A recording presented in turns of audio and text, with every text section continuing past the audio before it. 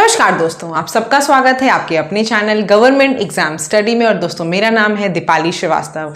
यहाँ पर दोस्तों हम लोग यूपीएससी पेट की हिस्ट्री के बारे में लगातार पढ़ाई कर रहे हैं। शुरुआत हमने 1885 की राष्ट्रीय कांग्रेस की स्थापना से की थी। फिर उसके जो महत्वपूर्ण अधिवेशन थे उन सभी के बारे में बताया था। उसके बाद हम लोगों ने बात की 1905 का बंगाल विभाजन, 1906 मुस्लिम लीग की स्थापना, 1907 सूरत विभाजन, और उसके बाद हम लोगों ने लास्ट क्लास में दोस्तों आपसे जलियांवाला बाग हत्याकांड और इन सब के बारे में पढ़ाई की थी। आज हम लोग शुरू करने जा रहे हैं दोस्तों 1920 असहयोग आंदोलन। आप इसके लिए पूरी वीडियो की प्लेलिस्ट पड़ी हुई चैनल पे, वहां जाके पूरी चीजों को अच्छे से देखते हुए आइए। उसके बाद आप इस वीडियो को पढ़िएगा। ये है आपका 1920 असहयोग आंदोलन। और उसके पहले अगर चैनल पे नए होंगे तो चैनल को सब्सक्राइब जरूर कर लेना, और कोई भी क्वेरी हो तो कमेंट सेक्शन में जरूर पूछना। वीडियो अच्छी लगे तो लाइक जरूर करना। चलो शुरू कर लेते हैं। देखो, असहयोग आंदोलन 1919 को आपको पता है कि जलियांवाला बाग हत्याकांड के बाद हंटर कमीशन बनाया गया। वो सब चीजें मैंने आपको बताई थी। उसके बाद क्या हुआ, ये हुआ कि अब कुछ आंदोलन होगा। तो आंदोलन में क्या हुआ, असहयोग आंदोलन की शुरुआत हुई। अब उसमें इंपॉर्टेंट चीज अगर आपसे पूछी जाती है कि जो आपको पता है कब शुरुआत हुई, तो इसकी आपकी शुरुआत हुई थी दोस्तों 1 अगस्त 1920 से असहयोग आंदोलन की शुरुआत हुई। कब शुरुआत हुई, 1 अगस्त 1920। ठीक है। इसके बाद क्या होता है दोस्तों, तिलक जी का निधन हो जाता है। यानी कि आपसे पूछा जाता है कई बार कि कौन था जिसने इस आंदोलन में बहुत जोर शोर से भाग लिया परंतु इसका निर्णय नहीं देख सके। तो कौन थे वो, तिलक जी थे। तिलक जी की जब इधर आपके असहयोग आंदोलन की शुरुआत हुई, उधर क्या हुई, तिलक जी की डेथ हो गई। ठीक है। तो बहुत महत्वपूर्ण क्वेश्चन है, कई बार पूछा जाता है किसकी डेथ हुई, किसका निधन हुआ, कौन इसमें पार्ट नहीं ले पाए। तो कौन नहीं ले पाया, बाल गंगाधर तिलक नहीं ले पाए। अब देखो क्या होता है, सितंबर 1920 में कलकत्ता में एक विशेष अधिवेशन बैठाई जाती है। क्यों बैठाई जाती है आपको पता है, जो भी आंदोलन होता था उसको हमेशा कांग्रेस के थ्रू पास कराया जाता है। जैसे अभी आजकल समझ लो आपकी जो संसद होती, जहां पर कोई चीज कोई भी मुद्दा या कोई बिल होता है उसको वहां पास कराते हैं ना। सेम पहले ऐसा कांग्रेस के साथ था कि कोई चीज का डिसीजन ले लिया गया, उसके बाद क्या करते थे, उसको हम कांग्रेस में जाके पास कराते थे। कांग्रेस में जाके उसकी बैठक होती थी। तो सितंबर 1920 में कलकत्ता में विशेष अधिवेशन इसी असहयोग आंदोलन के लिए लिया गया। तो उसके अध्यक्ष कौन थे, लाला लाजपत राय। मैंने आपसे शुरुआत में एक दिन पूछा भी था क्लास में कि लाला लाजपत राय यानी कि बाल पाल लाल की जो त्रिगुट जोड़ी थी, इनमें से कौन था जो कभी भी अध्यक्ष नहीं बना। तो आपको एक तो नाम याद रखना है कि बाल गंगाधर तिलक कभी भी भारतीय कांग्रेस अधिवेशन के अध्यक्ष नहीं रहे। कौन बना है, लाला लाजपत राय। इसी विशेष अधिवेशन में एक बार इनको अध्यक्ष बनाया गया सितंबर 1920 में। अब आगे बात कर लो तो नागपुर अधिवेशन आपका कब हुआ, दिसंबर 20 में हुआ। इसके अध्यक्ष कौन थे, इसके अध्यक्ष थे आपके CR दास। ठीक है। इसमें कौन थे अध्यक्ष, CR दास। नागपुर अधिवेशन में दिसंबर 20 में आपके अध्यक्ष थे। अब क्या हुआ दोस्तों, यहां पे वही बात हुई, सहयोग आंदोलन की ही बात हुई यहां भी। ठीक है। तो कई बार आपसे विशेष अधिवेशन की बात पूछते हैं तो आप बताना लाला लाजपत राय थे। और अगर ऐसे पूछा जाए नागपुर अधिवेशन में कौन था अध्यक्ष, तो आप बताओगे 1920 में नागपुर अधिवेशन में अध्यक्ष थे CR दास। अब देखो, असहयोग आंदोलन में वैसे तो कई काम किए गए, जैसे बहुत से लोगों ने, बहुत फेमस जैसे अरुणा असफ अली थी, CR दास थे, और भी कई लोग थे जिन्होंने अपनी वकालत छोड़ी, और भी लोगों ने काफी चीजें छोड़ी। लेकिन सबसे इंपॉर्टेंट जो यहाँ पे काम हुआ दोस्तों वो क्या हुआ, विदेशी कपड़ों की बर्बादी, विदेशी कपड़ों का बहिष्कार। ठीक है। सबसे ज्यादा जो इंपॉर्टेंट असहयोग आंदोलन में दिखेगा, आपको दिखेगा विदेशी कपड़ों का बहिष्कार। अब एक क्वेश्चन बहुत बार आता है, पूछा आता है किसने विदेशी कपड़ों के बहिष्कार को निष्ठुर बर्बादी कहा था।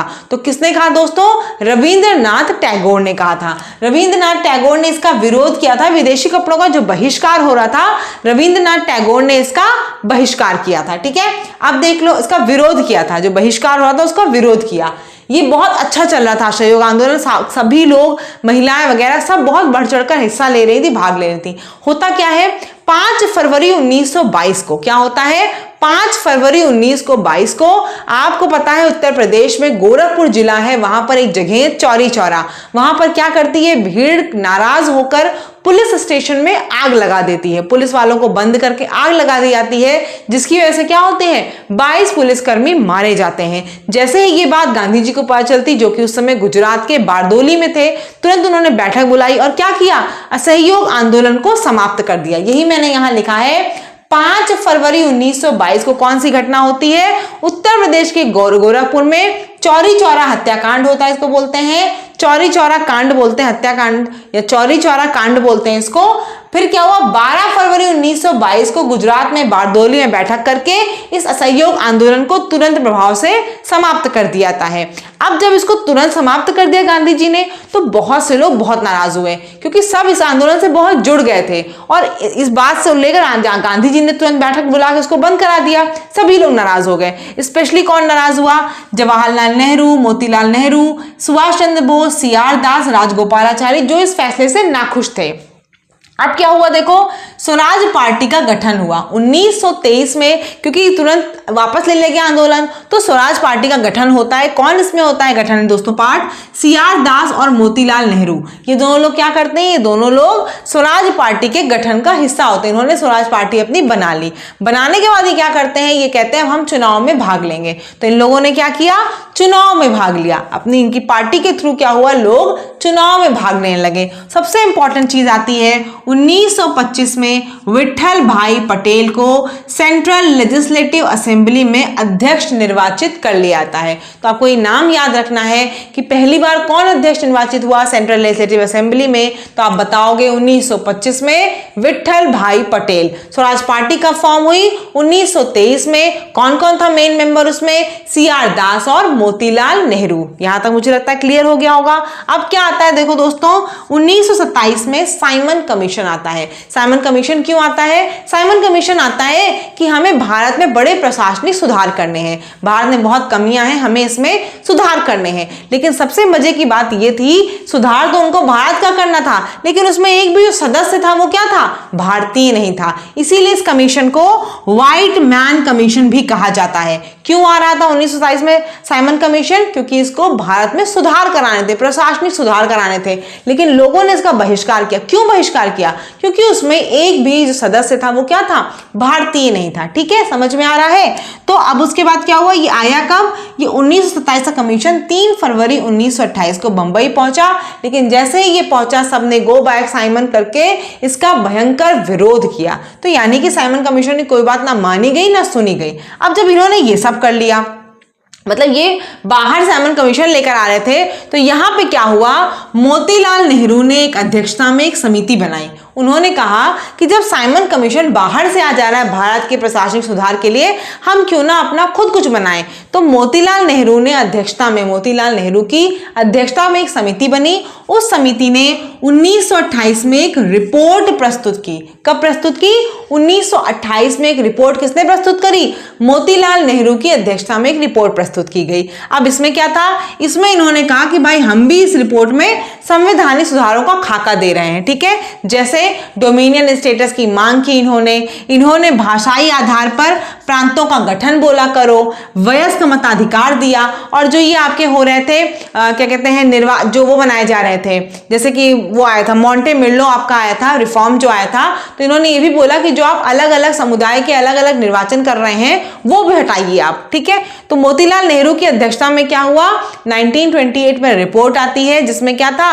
संवैधानिक सुधारों का खाका था। किसके बाद आई? ये याद रखना, साइमन कमीशन के तुरंत बाद नेहरू रिपोर्ट आई। इन्होंने भी दिया अपनी चीजें कि डोमिनियन स्टेटस दो हमें, और भाषाई आधार पर प्रांतों का गठन करो, और भी बहुत चीजें मांगी थी, वयस्क मताधिकार मांगा, बहुत चीजें मांगी थी। ठीक है, अब देखो क्या होता है, क्योंकि ये 1928 में रिपोर्ट इन्होंने दे दी। अब 1928 में ही लखनऊ में क्या हुआ? एक सम्मेलन का आयोजन हुआ जहां पर इसी रिपोर्ट की एनालिसिस के बारे में बातें हुई। तो जिन्ना थे, आपको पता होगा, मोहम्मद अली जिन्ना, इन्होंने क्या किया? इन्होंने सीधे इस रिपोर्ट को अस्वीकार कर दिया और खुद एक 14 सूत्रीय योजना पेश कर दी। तो 1928 में ही देख रहे हो इन्होंने तुरंत क्या की? खुद 14 सूत्रीय योजना पेश की। किसने की?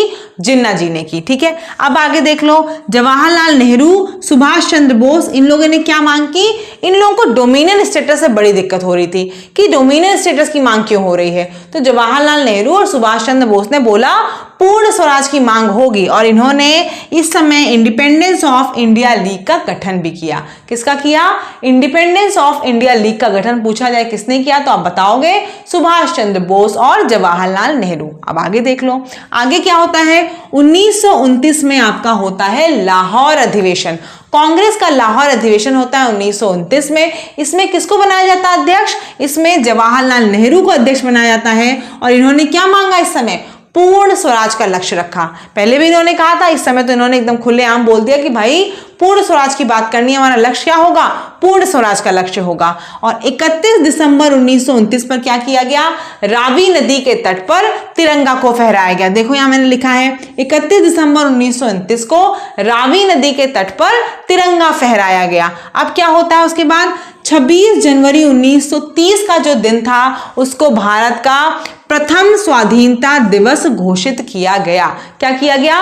26 जनवरी 1930 को भारत का प्रथम स्वाधीनता दिवस घोषित किया गया। और इसीलिए आपको पता होगा दोस्तों, जो संविधान था हमारा वो 26 नवंबर 1949 को बनकर कंप्लीट हो गया। लेकिन लागू कब किया गया? लागू उसको 26 जनवरी 1950 को किया गया। क्यों किया गया? कई बार पूछा जाता है, तो उसका यही रीजन था क्योंकि इन लोगों ने 1930 में 26 जनवरी 1930 को भारत का प्रथम स्वाधीनता संग्राम मनाने की घोषणा की गई थी। इसीलिए उसी दिन को यादगार रखने के चक्कर में हम लोगों ने क्या किया? 26 नवंबर की बजाय 26 जनवरी 1950 को जो हमारा संविधान था उसको लागू किया गया। क्लियर हो रही यहां से लेकर यहां तक की सारी बातें? मुझे उम्मीद है कि बहुत ही बेहतरीन ढंग से एक कहानी के फॉर्म में अगर आप सारी वीडियोस को सुनते चलोगे तो ये सब एक लाइन से आपको दिमाग में बैठता चलेगा। 1923 में क्या हुआ, 1925 में क्या हुआ, 27 में क्या हुआ, क्योंकि आप चीजें लिंक करते रहोगे। असहयोग आंदोलन आप बताओगे 1920 में कब खत्म हुआ? चौरी चौरा कांड की वजह से 1922 में क्या हुआ? लोग नाराज हुए, उन्होंने क्या किया? अपनी एक अलग पार्टी बना ली, जैसे आजकल करते हैं। कौन सी पार्टी बना ली इन लोगों ने?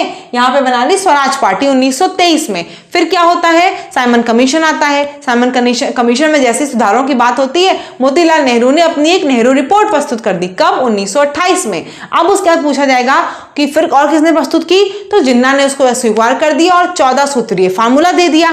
फिर जवाहरलाल नेहरू और सुभाष चंद्र बोस ने बोला कि डोमिनियन स्टेटस क्या है, हम बात करेंगे पूर्ण स्वराज की। 1929 में पूर्ण स्वराज की बात हो गई। और क्या किया गया? सबसे इंपॉर्टेंट 26 जनवरी 1930 को प्रथम स्वाधीनता संग्राम मनाने की घोषणा की गई। तो मुझे उम्मीद है कि आपको बहुत बेहतर लग रही होंगी क्लासेस। चैनल को सब्सक्राइब जरूर कर लें, ऐसे जो भी चीजें पढ़ाई जाए वो आपको मिलती रहे।